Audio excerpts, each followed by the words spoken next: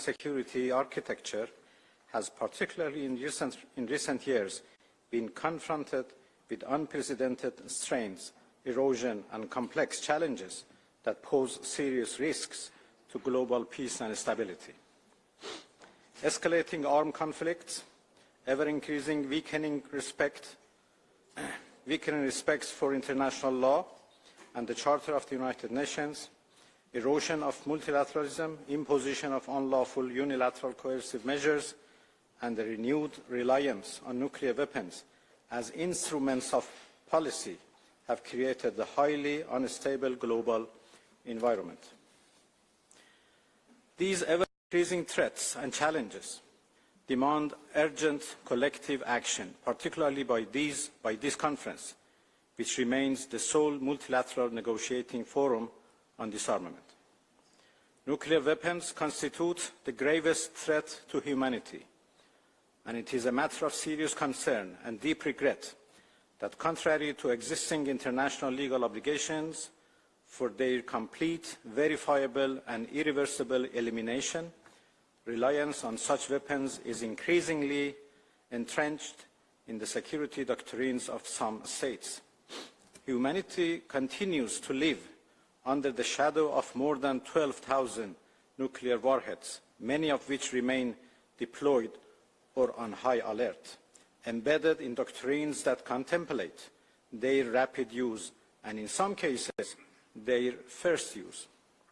The continued reliance on such arsenals reflects doctrines that perpetuate existential risks for all humanity and stand in direct contradiction with disarmament obligations under the Treaty on the Non-Proliferation of Nuclear Weapons. Iran has consistently pursued a strategy aimed at the peaceful use of nuclear energy, while demonstrating readiness to address any concerns regarding the nature of its nuclear program and to ensure its exclusively peaceful character.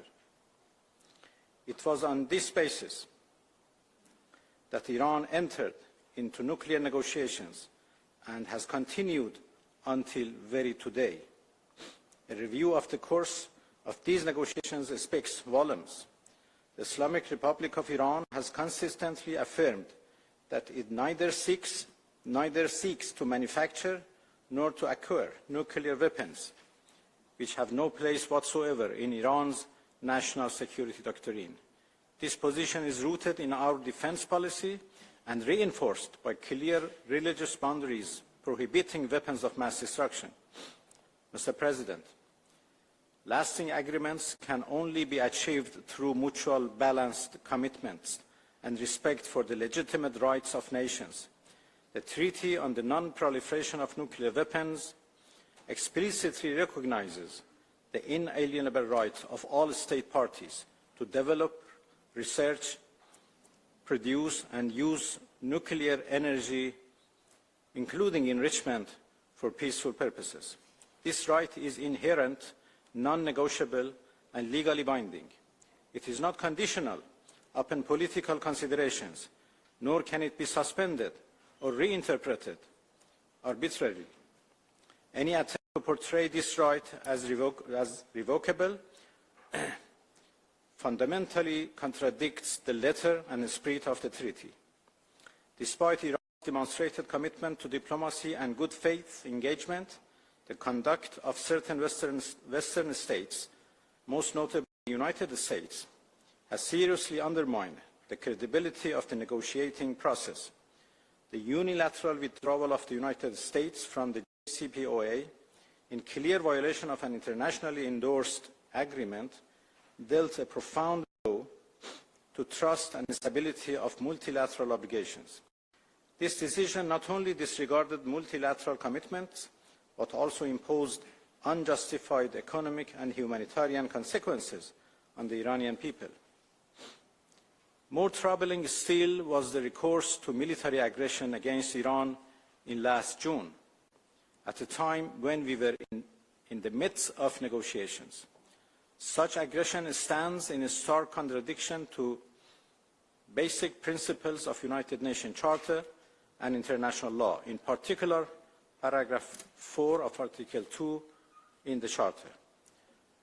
By colluding with a non-party to the NPT against a state party, the United States, one of the depositories of the treaty, has inflicted a serious blow to the integrity, credibility, and spirit of the NPT, the consequences of which will persist forever. Attacks on safeguarded nuclear facilities constitute war crimes, carry the potential for radiological release, long-term environmental contamination, and transboundary consequences affecting the entire region. The failure of the Security Council and the IAEA to unequivocally condemn these attacks sets a dangerous precedent and signals a serious erosion of the global non-proliferation regime.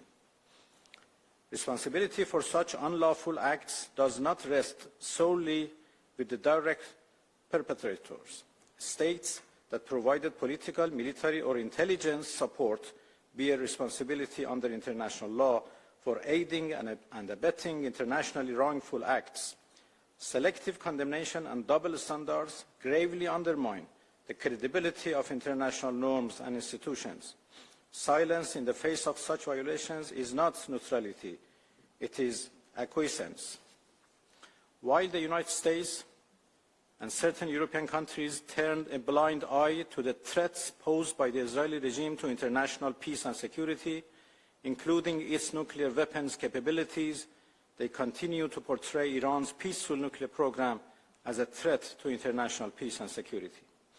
The Israeli regime has been committing the most atrocities crimes for the past 8 decades with full impunity, unfortunately. In less than 2 years, it has attacked 7 countries in the region, while more than 70,000 people have been massacred in Gaza as part of its colonial genocide. There is no crime it has not committed and no red line it has not crossed.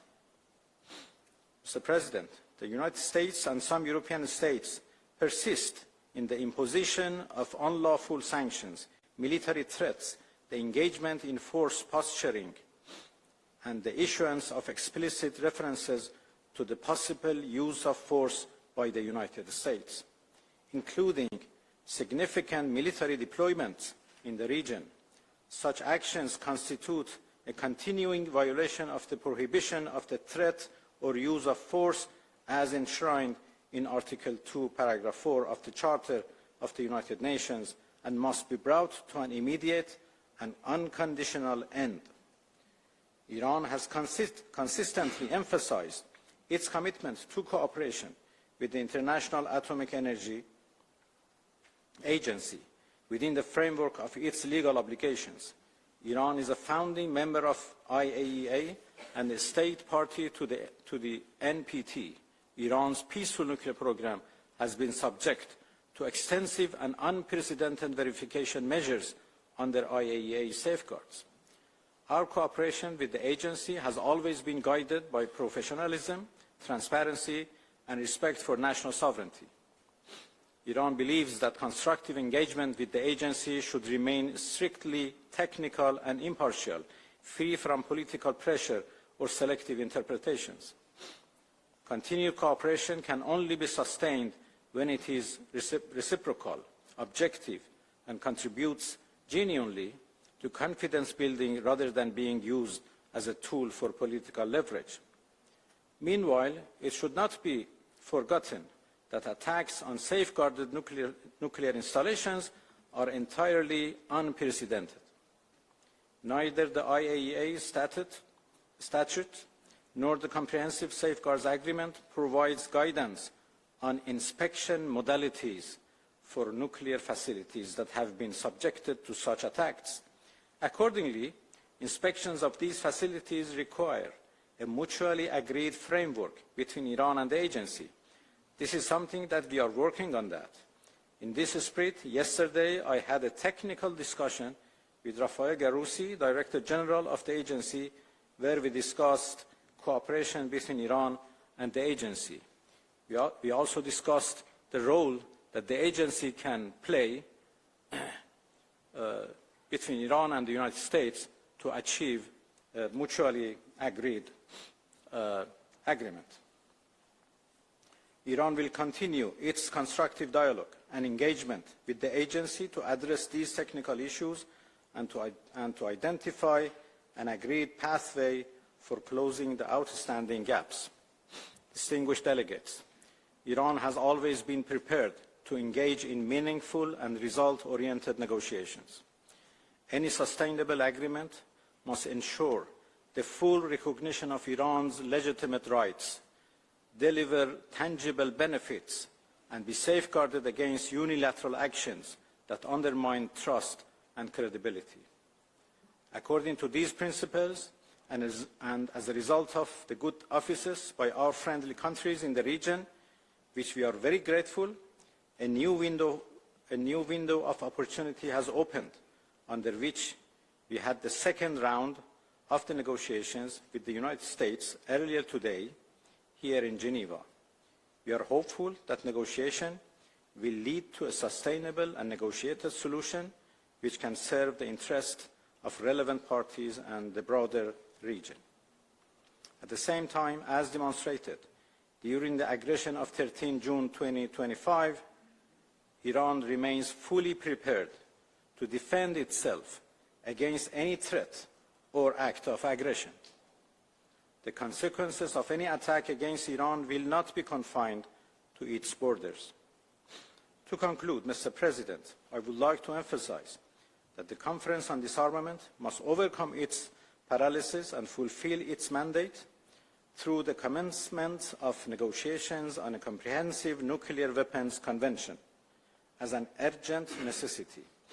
Accountability is not punitive, it is preventive.